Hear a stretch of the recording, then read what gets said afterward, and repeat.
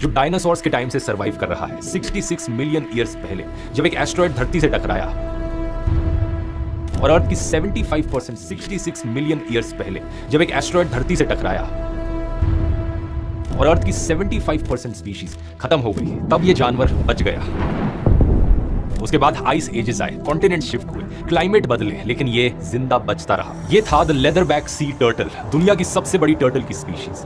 इनके बारे में एक खास बात है, पता है क्या? कि ये कहीं भी हो, अंडे देने के लिए ये हमेशा उसी बीच पर लौटते हैं जहां ये पैदा हुए थे। और इंडिया में इनका सबसे बड़ा नेस्टिंग ग्राउंड है गैलाथिया बे, द ग्रेट निकोबार आइलैंड पर।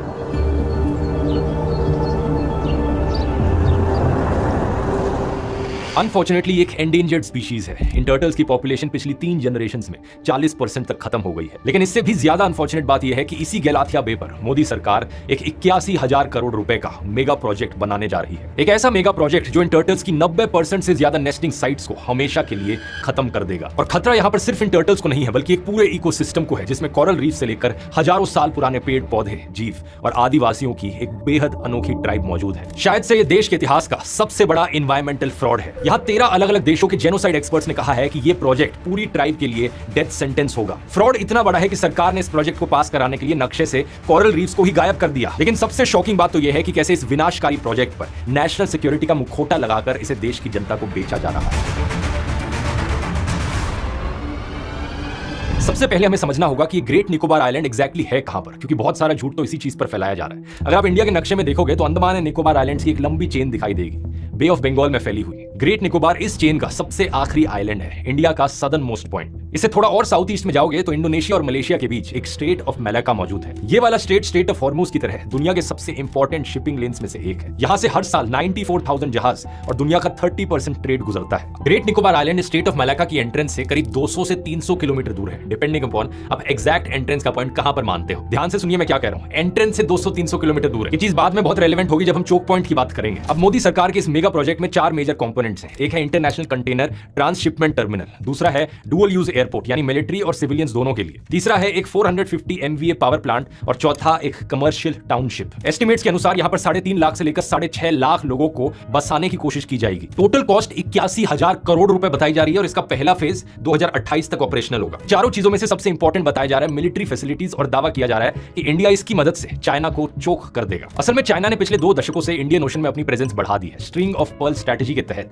उन्होंने श्रीलंका, पाकिस्तान, जिबूटी, म्यांमार और मालदीव्स में पोर्ट्स डेवलप किए हैं। ये सारे पोर्ट्स इंडिया को चारों तरफ से सराउंड कर रहे हैं और अब कहा जा रहा है कि ग्रेट निकोबार इसका जवाब होगा, क्योंकि चाइना का 75 से 80% imported oil state of Malacca से गुजरता है। इस झूठ को आगे वीडियो में डिबंक करेंगे, लेकिन अभी के लिए अज्यूम कर लेते हैं कि ये चीज सच है कि ग्रेट निकोबार प्रोजेक्ट की वजह से इंडिया चाइना को चोक कर सकता है। लेकिन सवाल ये कि ये करने की कीमत क्या चुकानी पड़ रही है हमें। मैं पैसों वाली कीमत की बात नहीं कर रहा, मैं इकोलॉजिकल कीमत की बात कर रहा हूं। इस प्रोजेक्ट का टोटल एरिया लगभग 166 स्क्वायर किलोमीटर है, जिसमें से 130 स्क्वायर किलोमीटर फॉरेस्ट एरिया है और 84 स्क्वायर किलोमीटर ट्राइबल रिजर्व है। नक्शे में आप देख सकते हो कि पूरा आइलैंड चारों तरफ हरी भरी ग्रीनरी से भरा हुआ है। अब सरकार कहती है कि हमें इस प्रोजेक्ट के लिए सिर्फ 1.82% फॉरेस्ट एरिया काटना पड़ेगा। आप कहोगे सुनकर यार ये तो सही है, सिर्फ 2% फॉरेस्ट कटेगा, बाकी 98% फॉरेस्ट तो बचा रहेगा ना।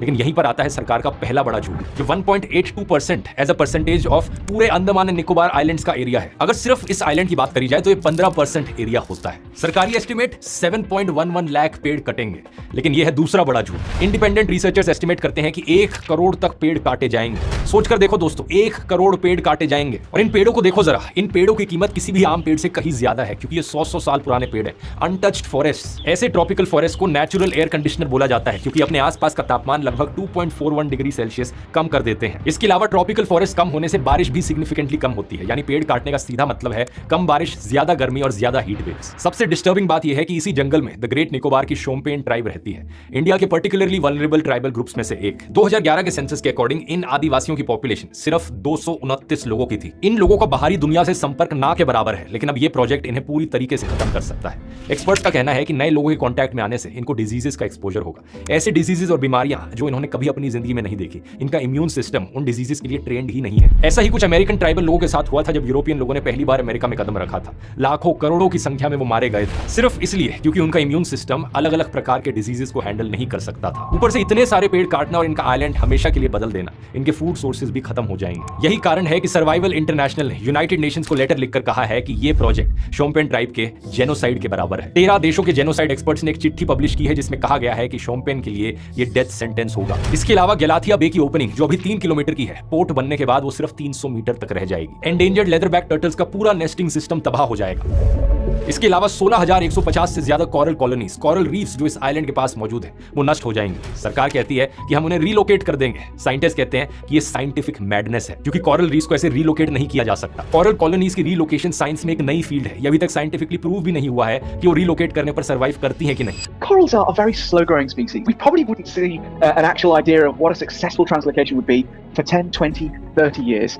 And of course at that point the damage of this development will already have been seen. इसी तरह इस आइलैंड पर मौजूद है निकोबार लॉन्ग टेल्ड मकाक, जिसे क्रैब ईटिंग मकाक भी कहा जाता है। ये बंदर ज्यादातर सिर्फ निकोबार आइलैंड्स पर ही पाए जाते हैं और बाकी जगहों पर हाई टेम्परेचर और ह्यूमिडिटी टॉलरेट नहीं कर पाते। ढेर सारी प्लांट्स और एनिमल्स की स्पीशीज जो इस एक आइलैंड पर पाई जाती है वो दुनिया में कहीं और मौजूद नहीं है। द निकोबार मेगापोर्ट को देखिए, इसे एक्सटिंक्शन के दायरे पर बताया जाता है। द निकोबार ट्री श्रू को देखिए, एक और बेहद एंडेंजर्ड स्पीशीज। यही कारण है कि यूनेस्को ने इस आइलैंड को 2013 में एक बायोस्फीयर रिजर्व घोषित किया था। अब सवाल ये उठता है कि अगर ये प्रोजेक्ट इतना विनाशकारी है तो इस प्रोजेक्ट को परमिशन कैसे मिली। यहां पर सरकार का एक और फ्रॉड सामने आता है। इंडिया में जब भी कोई प्रोजेक्ट फॉरेस्ट लैंड पर बनाना हो तो एक प्रोसेस फॉलो करना होता है। फॉरेस्ट राइट्स एक्ट 2006 के तहत अगर सरकार को कहीं पर जंगल काटना है तो वहां रहने वाले आदिवासियों से पहले परमिशन लेनी पड़ती है। इसके लिए एक सब डिविजनल लेवल कमेटी बनाई जाती है जो वेरीफाई करती है कि कौन कौन से लोग उस जमीन पर रहते हैं और क्या वो प्रोजेक्ट के लिए अपनी जमीन देने को तैयार है। बिना इस प्रोसेस को पूरा किए फॉरेस्ट लैंड डाइवर्ट करना इलीगल है और यह भी लीगली सही तरीके से नहीं हुआ। फॉरेस्ट राइट्स एक्ट के सेक्शन 5C के अनुसार इस कमेटी में कम से कम 2 स्केड्यूल्ड ट्राइब मेंबर्स होने चाहिए थे, लेकिन इसमें निकोबारीज का सिर्फ 1 मेंबर था। इसके बाद बारी आती है ग्राम सभा की। फॉरेस्ट लैंड डाइवर्ट करने से पहले उस एरिया की ग्राम सभा यानी गांव की सभा से मंजूरी लेनी होती है, लेकिन जिस लक्ष्मी नगर पंचायत की ग्राम सभा ने इस प्रोजेक्ट को मंजूरी दी उस ग्राम सभा में एक भी आदिवासी नहीं था। इनफैक्ट ये पूरी ग्राम सभा ही फर्जी थी। वो हेराफेरी का लक्ष्मी चिटफंड याद है, यहां पर उसी लेवल का फर्जीवाड़ा किया गया लक्ष्मी नगर पंचायत ग्राम सभा के नाम पर। आगे सुनिए, किसी भी बड़े प्रोजेक्ट से पहले एक एनवायरमेंट इंपैक्ट असेसमेंट होना जरूरी होता है जिसमें स्टडी की जाती है कि प्रोजेक्ट से एनवायरमेंट पर क्या असर पड़ेगा। ये प्रोसेस नॉर्मली महीनों या सालों का होता है क्योंकि किसी एक्सपर्ट को वहां ग्राउंड पर जाकर देखना होता है कि एक्चुअली में कितना असर पड़ेगा एनवायरमेंट पर इस प्रोजेक्ट का। लेकिन ग्रेट निकोबार पर जब ये EIA करवाया गया सिर्फ 6 से 7 दिन में ही कर लिया गया। इसमें भी डेटा को चेरी पिक किया गया और ऐसी फाइंडिंग्स को रिपोर्ट में शामिल ही नहीं किया गया जिनका प्रोजेक्ट पर नेगेटिव असर पड़ता। साल 1997 में गलाथिया बे को एक वाइल्ड लाइफ सेंचुरी बनाया गया था, लेकिन जनवरी 2021 में अचानक से इस सरकार ने उसे डी नोटिफाई कर दिया कि अब से वाइल्ड लाइफ सेंचुरी है ही नहीं। सबसे शॉकिंग चीज तो यह है कि जब सरकार के national centre for sustainable coastal management ने साल 2020 में ग्रेट निकोबार आइलैंड का नक्शा बनाया था तो उसमें इसके पूरे कोस्ट के अराउंड कोरल रीफ्स दिखाई गई थी। लेकिन 2021 में अचानक से नक्शा बदला जाता है और कोरल्स को पूरी तरीके से गायब कर दिया जाता है। यानी जानबूझकर नक्शे बदले गए ताकि किसी को पता ही ना चले कि यहां पर किस लेवल की डिस्ट्रक्शन होगी।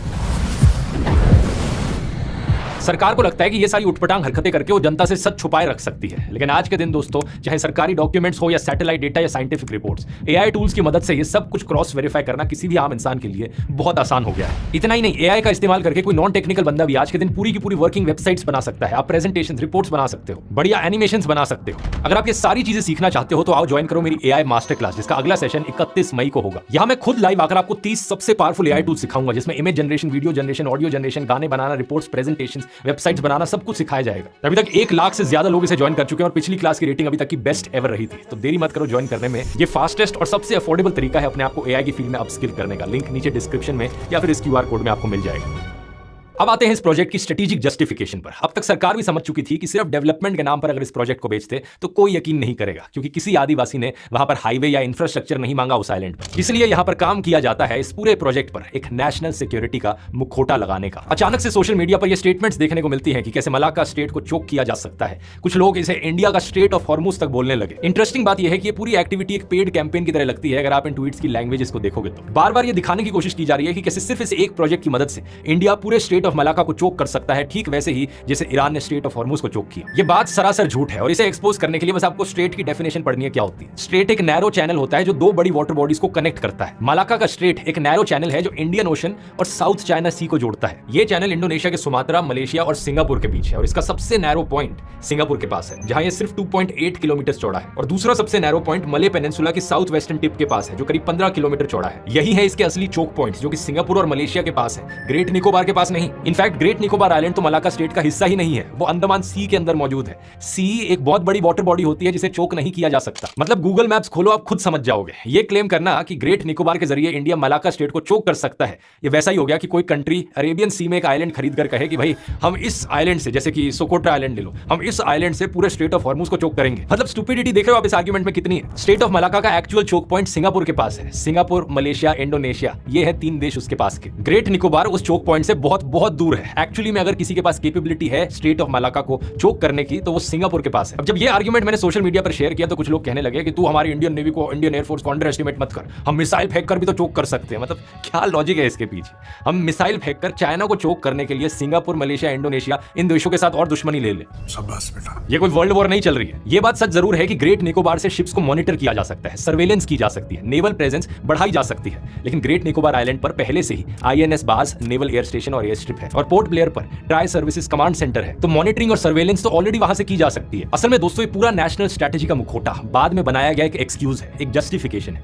मैं ऐसा क्यों कह रहा हूं, आप ये विकिपीडिया का आर्टिकल देखो मलाका डिलेमा पर। बहुत से सो कॉल्ड जियोपॉलिटिकल एक्सपर्ट्स इस आर्टिकल का हवाला देकर कहते हैं कि ये देखो, ये रहा सबूत कि चाइना डरता है मलाका के चोकिंग से, इसलिए जो सरकार कर रही है वो सही चीज है। लेकिन जरा इस आर्टिकल में यहां पर देखो क्या लिखा है। इस मलाका डिलेमा फ्रेज को एक चाइनीज लीडर ने खुद ही कॉइन किया था, वो भी 2003 में। और देखो क्या लिखा है, चाइना को डर इंडिया से नहीं है, चाइना को डर था कि पायरेसी की वजह से, टेररिज्म की वजह से और जियोपॉलिटिकल कॉन्फ्लिक्ट्स और अमेरिका की वजह से कभी ये पॉइंट चोकिंग पॉइंट बन सकता है और उनकी ट्रेड पर, इकोनॉमी पर इसका बुरा असर पड़ सकता है। और इसीलिए उन्होंने 23 साल पहले से ही ऑल्टरनेटिव रूट्स पर काम करना शुरू कर दिया था। अगर हम मान भी ले कि इंडिया किसी ना किसी तरीके से स्टेट ऑफ मलाका को चोक कर देता है, तो ऑल्टरनेटिव देखो कितने हैं चाइना के पास। पहला, चाइना म्यांमार पाइपलाइंस। म्यांमार के क्याउक फ्यू पोर्ट से oil and gas pipelines directly China के यूनान प्रोविंस तक जाती है। इससे मलाका स्टेट पूरी तरीके से बाईपास किया जा सकता है। दूसरा, चाइना पाकिस्तान इकोनॉमिक कॉरिडोर। पहले जहाज पाकिस्तान के ग्वादर पोर्ट पर आएंगे, फिर पाकिस्तान के जरिए ऑयल जिंगजियांग चाइना पहुंचाया जाएगा। तीसरा, चाइना अब सेंट्रल एशिया से डायरेक्टली ऑयल सप्लाई ले रहा है, और अब तो चाइना की लगभग 10% ऑयल सप्लाई यहां से ही आने लगी है। चौथा, चाइना को सीधे यूरोप से कनेक्ट करने वाले ट्रेन कॉरिडोर्स। और पांचवा, चाइना के आर्कटिक शिप रूट्स। चाइना एक पोलर सिल्क रोड बनाकर बेल्ट एंड रोड इनिशिएटिव के तहत प्रमोट कर रहा है, जो रशिया के नॉर्दर्न सी रूट के थ्रू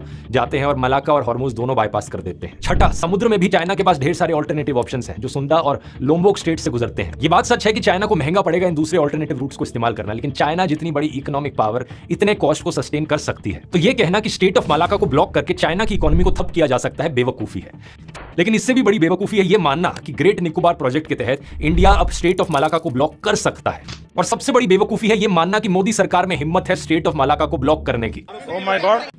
मैं ऐसा क्यों कह रहा हूं, ये देखो। एक तरफ एस जयशंकर कहते हैं कि चाइना बड़ी इकोनॉमी है, उससे झगड़ा थोड़ी लूंगा। Look, they are the bigger economy. What am I going to do? As a smaller economy, I'm going to go pick a fight with a bigger economy. दूसरी तरफ लद्दाख में चाइना ने इंडिया की जमीन पर कब्जा कर लिया और गलवान में हमारे 20 जवान शहीद हुए, लेकिन नरेंद्र मोदी से चाइना का नाम तक नहीं लिया गया। और तो और सलमान खान की फिल्म मातृभूमि, जिसका नाम पहले बैटल ऑफ गलवान था, उसका नाम बदलवा दिया गया और उससे गलवान और चाइना के सारे रेफरेंसेस तक हटवा दिए गए। ये देखो क्या लिखा है, इसका कारण दिया गया कि चाइना को दुश्मन के तौर पर देखना ठीक नहीं होगा। साथ में ये तक रिक्वेस्ट की गई कि चाइना का नाम तक ही ना लिया जाए। इसके पीछे वजह थी कि चाइनीज मीडिया ने इस फिल्म का विरोध किया था और कहा था कि ये एंटी चाइना है। मतलब सोचकर देखो, जिस सरकार में हिम्मत नहीं है चाइना के खिलाफ एक फिल्म तक रिलीज होने देने की, वो सरकार चाइना को चोक करेगी। इस सबसे साफ पता लग जाता है दोस्तों कि ये नेशनल सिक्योरिटी सिर्फ एक बहाना है। अब सवाल ये है कि असली मकसद क्या है यहां पर सरकार का। ये देखो प्रोजेक्ट प्लान में क्या लिखा है, casinos, resorts, adventure sports, entertainment clusters. असलियत में इस प्रोजेक्ट के 166 स्क्वायर किलोमीटर्स में से 149 स्क्वायर किलोमीटर्स पर एक इंटीग्रेटेड टाउनशिप बनेगी। ये लिटरली इस नेचर रिजर्व में कैसीनोस बनाना चाह रहे हैं। और औकात देखो फिर इनके पेड ट्रोल्स की, जो इस प्रोजेक्ट को अपोज करे उसे ये चाइनीज एजेंट कह रहे हैं। मैं तो खुलकर कह सकता हूं कि मेरे में हिम्मत है चाइना के खिलाफ बोलने की। बॉयकॉट चाइना पर वीडियोस बनाए हैं, ट्रंप के खिलाफ कितने वीडियोस बनाए हैं, अमेरिका के खिलाफ बोला है,